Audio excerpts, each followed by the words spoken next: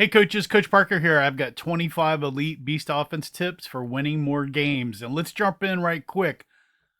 So the first one is your coaching staff really must be committed to run the beast offense as an offense and or as a package of plays. You can't really have any kind of disagreement argument, especially if you're an OC trying to push it to a head coach that's a non-believer or he's not a believer in power. That's not going to work out. So all this infighting over that is not going to work out really.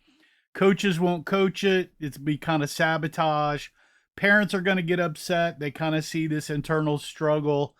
And the Beast offense is really a coordinated team effort. It's a team style attacking offense versus kind of a skill player offense. So if your OC or your coach is really into his son, his skill player, going to play quarterback and not a beast back and all that stuff, that probably is not going to work out the best. So if you get a chance, please subscribe, and or you can head over to Facebook, and I've got a free community over there in a group. It's called Beast Offense. Look for my logo. There's a competing one. Let's get back. So the other tip is number 2 is really the whole Beast offense is really based on great blocking fundamentals and techniques by the offensive line and the running backs. Yes, I said it. I guess it's dangerous to say the running backs. I heard from a coach tell me that one of his coaches said we're wasting the running backs by making them block in the Beast offense. Oh my gosh, that's crazy. So the Beast offense is based on great blocking techniques, having a multiple call system. The O line, the running backs, and the coaches have to be committed, have to be good at it, have to learn it, have to focus on it. Everybody's got to be committed to blocking. You want to become the best blocking team in your league and be known for that physical dominance. So number 2 was perfect your blocking. Number 3, yep, I'm going to highlight it again. The running backs must also learn to block and master blocking to the second level. They must learn to block. So when you're running, plays on air, have them block a bag or a dad with a bag. Don't let them just walk out there and kind of willy-nilly look around. You want to teach them how to block in space. We really want to get to the second level in blocking with the running backs because that's going to equal 20 yards and probably a touchdown. This blocking thing where everybody has to block builds team culture. Everybody sees that everybody is blue collar workhorse. We're doing the work. Even the quarterback, and you can see the one in the left up here, was learning how to block. And that skill is a fundamental skill that takes to high school. They also must learn that one good fake equals 2 blocks. So that's that. But the running backs, number 3, big important piece of this. Your O-line has to be perfect. Blocking has to be perfect. And yes, the skill players, including your quarterback, if you call him that, has to be good at blocking and mastering open field blocking down at the second level. Number 4, you really, and this gets back to mastering this whole blocking and perfecting the blocking, is you really need a dedicated, experienced, motivated offensive line coach. And there's a lot of adjectives in there because the Beast offense is based on blocking. So you usually a head coach will take that piece on a lot of offenses, not just the Beast offense, but they have to really know how to block, all the technical aspects of it. They have to be a motivator and have fun with the boys and big hogs. And usually you want to get a veteran O-line coach. They're committed to blocking, committed to the beast, motivational, technical. They can make it fun, and they love the hogs. I'm always bringing ice cream, kind of pizza stuff, extra stickers for their helmets, all that good stuff. Make them feel loved. You really want to love those big boys because they will work it and get you in the end zone. Number 5, you really want to take your blocking calls, match those to the plays and the situations and the formations and what you're trying to do. And just, hey, we are not just, hey, block the dude. We're very technical on our jaw blocking, which you see here. Here's our calls, our Roger Larry track sabs, our gap on linebacker down, our God calls, wedge, and our pass blocking. So we want everybody to learn all that. Although jaw is the main kind of blocking call for Beast offense, there's others that go in here along with BB split that's not here on some calls. But the offensive line, I learned about 10 years ago, is smart as the running back skill players, and even smarter a lot of times. They can handle these calls and handle this extra work, and it has really paid off for our offensive line getting better and better and better. So, number 6, the offensive line must be physically dominant. And yes, I love bigger linemen. That's better. If you could recruit, draft, pick, whatever it is to get bigger linemen for the Beast offense, you want to do that. Even though it's an unbalanced line and we're using angles and all of that, and you can run it with a small offensive line that's very technical and know what they're doing. If this is, we're talking elite and how to do it and what we're trying to do here, we want to get big offensive line, but we want them quick hands, quick feet, basketball tall players, kids like myself that was playing line in Pee Wee, but grew into puberty and became skill players. So you want those, like you're looking at this lineman and know in high school, he's just big bone now, but he's going to be a skill player. You want those guys on your line. So it's really kind of these fullbacky, husky boy types with quick feet and hands, a couple of big hogs that are above average speed at tackles, and we're going to overpower the defense because that is what the Beast is about. We want to attack the defense and destroy them if we can. Number 7, and if you get this, this is a beautiful thing. And this is Mr. Champagne here, one of my favorite centers of all time. Him and Dylan from the Pirates. But this is we really want a big, smart shotgun center that also can snap under center.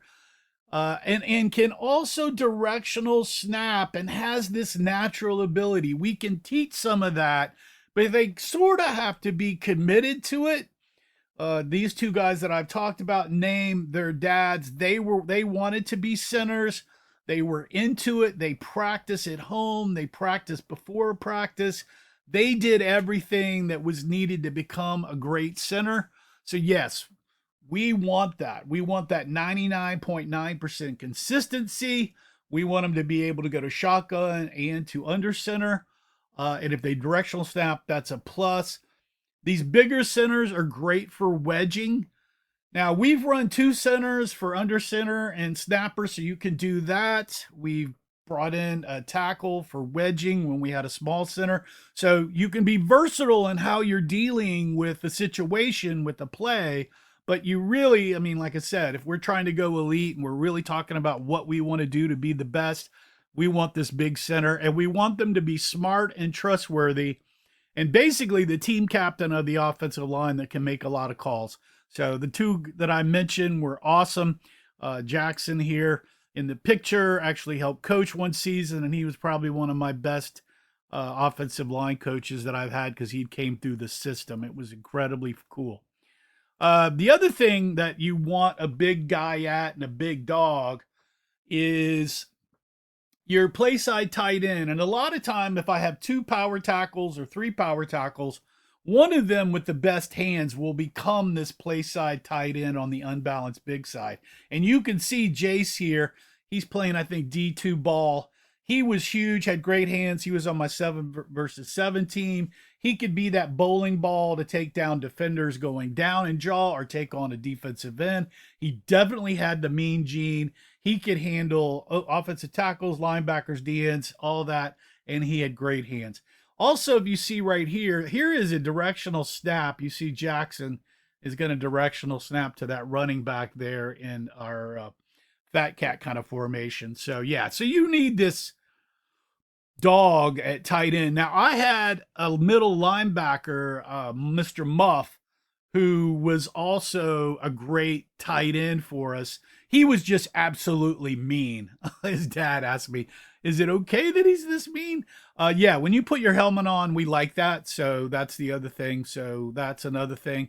Number 9, we're getting to the running backs here. Look, we want smart, tough, their running backs, because we're running multiple formations and they're going to be rotating at blocking backs and at the beast back and maybe some other formations other than beast. So I'm looking for some high-end guys, and here you can see on the Warhawk team, I probably had one of my best backfields here. They were all very smart, very experienced. They'd played for us for 4 seasons. We're looking for kind of that blue collar running back that's not a prima donna. We don't need that. They need to be highly coachable. We want them to hit the hole when we want. The hole is only this big. It's not a freight train size. You need to tell your running backs that. They're like fullbacks. So really, I like a really fast hybrid halfback fullback that's almost a true tailback speed. If you've got that, that's great. Or you get just a tailback that's an animal. That's awesome. The kid there, Lane, played D1 ball. He was that. So we want hard, tough runners that aren't going to get tackled by an arm because we're in traffic. Must be smart and coachable. And we don't want the parents to be a cancer about the beast offense because we're running power. And look, we run at this age group here that was 11. We start running spread and some other concepts other than beast. Beast becomes kind of a package for us along with Fat Cat and then maybe my speed wing T double wing thing. So we're running a lot of stuff here, and so we're wanting those smart backs. Uh, that's the other thing. Like I said, in this last thing, we're rotating backs. I mean, you're rotating those through. You could probably rotate 4 or 5 backs, some backup backs, and you can see here they're in a worm up here, and now they're in the speed double wing, and they're in shotgun versus under center.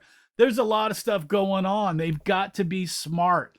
And what we're trying to do is, what does each running back do the best? Are they inside runner, outside runner? Are they a better catcher? Can they pass? Can they take the snap? So we're trying to match these running backs to that. We're also trying to match the running backs. Do we need them on bigs? Do we need to deal with a DN? Do we need a linebacker? Who's the best blocker? Who's the best passer? All of that. And so we're now trying to figure that out with where they go in this beast offense puzzle. So we're trying to match those backs to a play, to a formation, to a situation, to put them in the best spot so the team and them and we all win together, because the beast offense is a team offense. Hey, remember to subscribe, bookmark, like, comment, all that, and head over to my beast offense group on Facebook if you get a chance. Look for the beast logo and my name. So number 11. So yes, we're looking for a running back that is a hard-nosed downhill runner. They may not have that top-end speed that you want, but they're savvy. Because speed kills, and so does stupid. So we want them to be smart. We want them to hit the holes. We want them to be savvy about it. They can't be, you get a back. We've had a lot of prima donna backs, and they work if we're in the beast jumbo spread thing. But we like them, look, we don't want them. They still have to be able to run up the middle a lot of times, even when we're in kind of a spread beast look. We don't want them bouncing out because they think there's not a hole. I mean, we want them to hit the hole, plow through that hole. I mean, that's what you do. So, some of these backs, first sign of trouble inside, they head out to wide and they get tackled immediately by people we haven't blocked, because we're not blocking out there because we're running down the middle. So you really need to be able to find those backs that are going to do that. We're looking for like backs that are kind of pinballs that can run through traffic, bounce off people, get pushed, arm, don't fumble, and get through and use those massive blockers to pop out and score. And you can see the back here, how he's riding that wave of player here on a beast tank play. So you can definitely see that. And yeah, that's little Zane Parker there, who's probably one of my beast backs. Look, we're looking for running backs, and this is one of the things I think coaches and backs and everybody and parents, we're trying to get our 3 yards, our 3 to 4 yards, 3 to 5 yards, and they must know how to get that. That's one thing in that I realized that I did not realize, but the my compadre Coach Witt for the last 15 years knew about my son, which I never figured out, is he was really good at falling forward for extra yard and a half to get first downs. Zane hardly ever took losses. And so you're looking for that back. We had Fouts that did that. We had Gut that did that. We had MJ that's done that. So we're looking for these backs that know how to run in traffic, get those 3 yards, and then more and get to the ladder. So we want the coaches, parents, and the backs to be proud of those 3 to 5 yards along with the offensive line. So we're looking for these, even though I say fullback type, it's that kind of running style that's hard-nosed, blue collar, and we want them with above average speed. And if they can make short passes, all of your beast backs, that's even better to hit that tight end short pass or that worm zipper kind of thing. So that's what we're looking for there. I guess I forgot to get this in the earlier thing. O-line, we want them to make sure that we go back from unbalanced to even based on plays and what we're trying to do and league rules. You can be an unbalanced or even. There's not a big difference with the beast offense or that. So it's plays, formational, whatever we're trying to do, we can do that. We call it big because it's short on our wrist coach. So you can see that there. We also want to be able to have the beast back. We like them to take the shotgun and center snap, under center snap. If they can do both, that's great. If they can't, you can rotate that. So if your center is good at doing both, you want to do that. Either way, that kind of works well. Passing is better out of the shotgun. But one thing that I've seen that some coaches, they get so, we're going to shotgun snap no matter what, or I'm going to be under center no matter what. Look, I'm very open-minded, and I know everybody's like, what? You're running the beast offense and always pushing it. But I run a lot of other stuff too. I mean, I talk about this because it's popular, but be open-minded and do what works for your team. I mean, that's the key. You want to do what works for your team to win and to train them fundamentally. So I'm not getting hung up on shotgun or under center. I'm going to figure out what works for that talent and make sure I put them in the best possible situation. You can see here we're in a beast tank under center, and then we're in a beast worm here in shotgun. The center and the back can both take those. That's a perfect world. Number 15, use your audibles, RPO, pre-reads, hurry up, hand signals, no huddle. We do all of this, especially once they get to about 9 and 10 and you've had a veteran backfield, because you get defensive shifts. Plays will need to be adjusted. Calling audibles is a huge thing, and having your beast backs understand how the defense shifts and where bubble holes are is a huge thing. And we start teaching that in a hurry. We use hand signals. We have no huddle. We have nicknames. We have all of this, and it works great. You can see there's a hand signal here that I'm using. Here's some risk coach that we do for new plays or unique plays with numbering, and they have also got nicknames on there that we can do for hurry up or no huddle and all of that. The backs, we have a whole thing of progression that we go through on what if this happens, how to deal with it. So make sure you're doing that.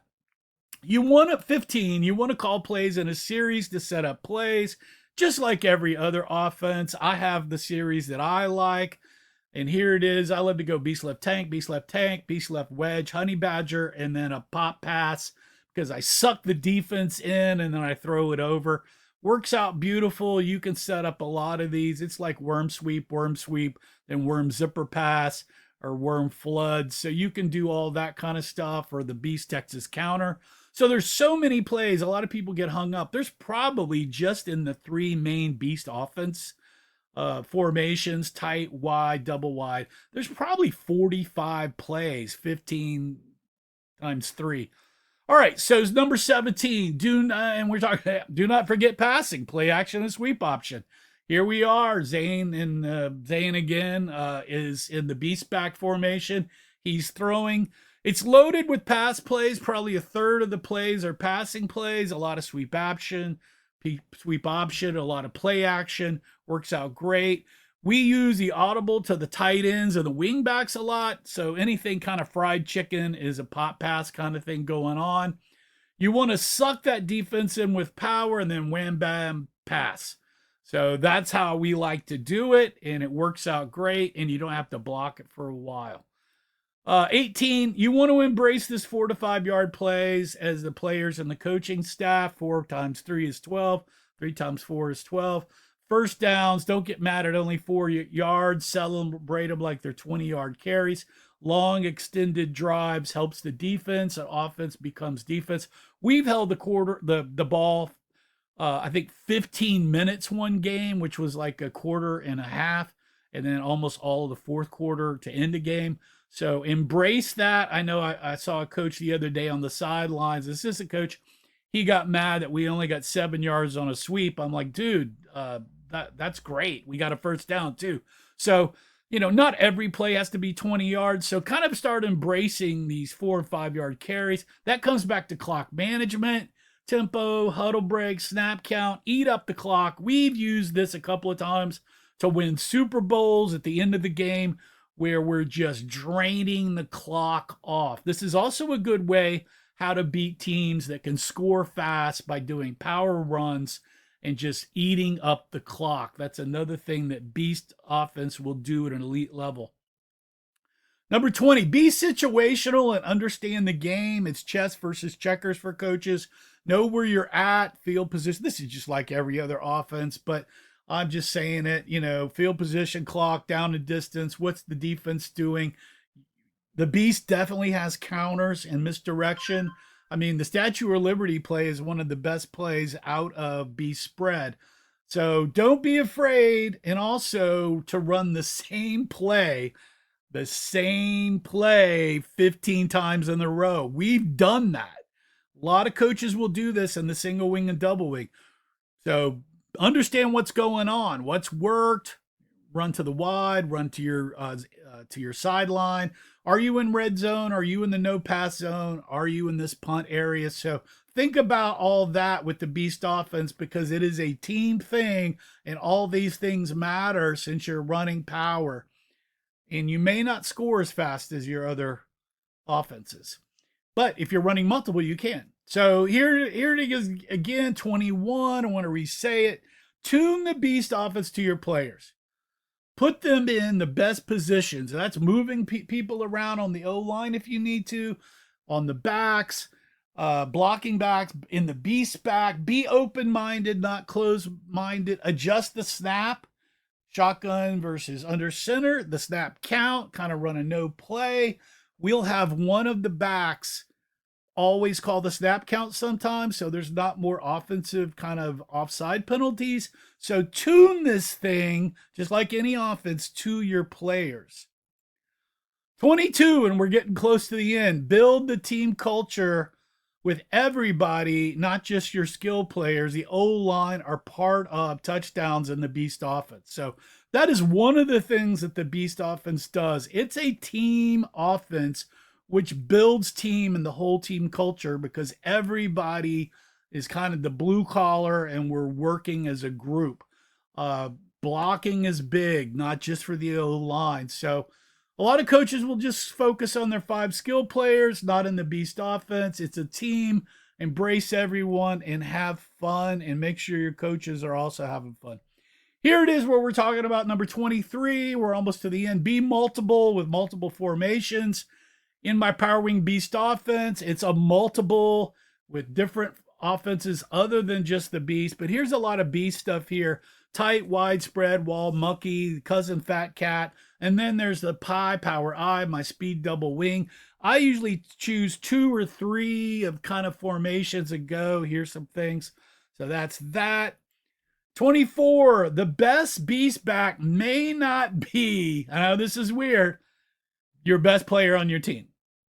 A lot of times they're not, and they may not or may be your quarterback, but you're rotating folks, so remember that. Evaluate all your running backs many times for whatever reason, especially in Beast tight.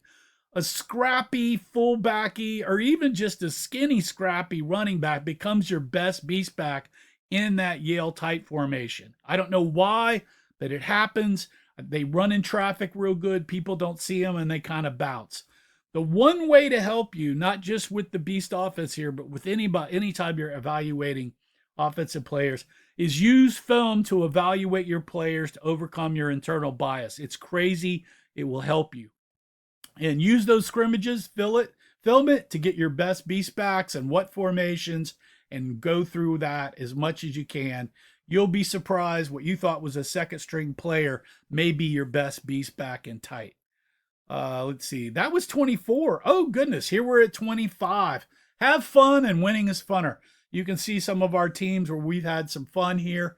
It's been a lot of fun coaching with Coach Witt here in KYA, and also Coach Cox over in Arvada near Denver for the last 30 seasons. So have fun. So this was 25 elite beast offense tips to help you win more games. Remember to join my beast offense group over at Facebook. If you get a chance, there's the QR code and the link right there. If you'd like, I'll put the link in the comments. Subscribe, comment, like, bookmark, whatever you can. Help me out. Helps me with the algorithm. Here's some more playbooks over at coachparker.org and beastoffense.com. Remember to play for fun, and winning is funner. Beware of the beast. This has been the 25 elite beast offense tips for winning more games by me, Coach Parker, coachparker.org and beastoffense.com. Remember, play for fun, and winning is funner. We'll see you guys next time. Ciao.